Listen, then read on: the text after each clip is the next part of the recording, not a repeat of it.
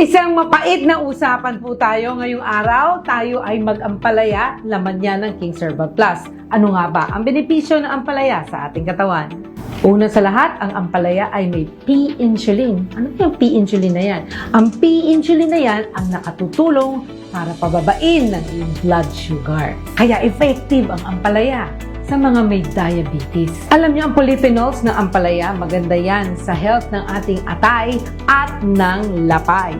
Ang lapay ang nagpo-produce ng insulin. Pag ito ay may sakit, hindi maganda ang magiging control ng inyong blood sugar.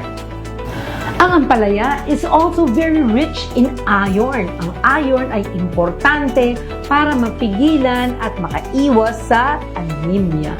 Napag-alaman din ng mga eksperto na ang phytochemical sa ampalaya ay nakakatulong para ma-regulate ang hormones at mapigilan ang infertility. Ang ampalaya ay sagana sa vitamina A, B, and C at sa minerals na calcium, zinc, magnesium na mainam para mapatibay ang inyong mga buto. Kaya, take King's Herbal Plus with 80 powerful ingredients including ampalaya.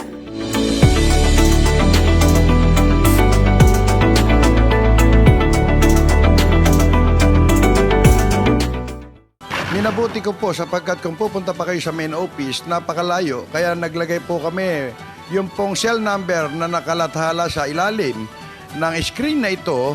Pwede po kayong makipag-ugnayan at ito po ay sinasabi ko at pinatotohanan. Ito po ay authorized distributor ng Abanyong Lingkod mula pa noon at magpakailan pa man.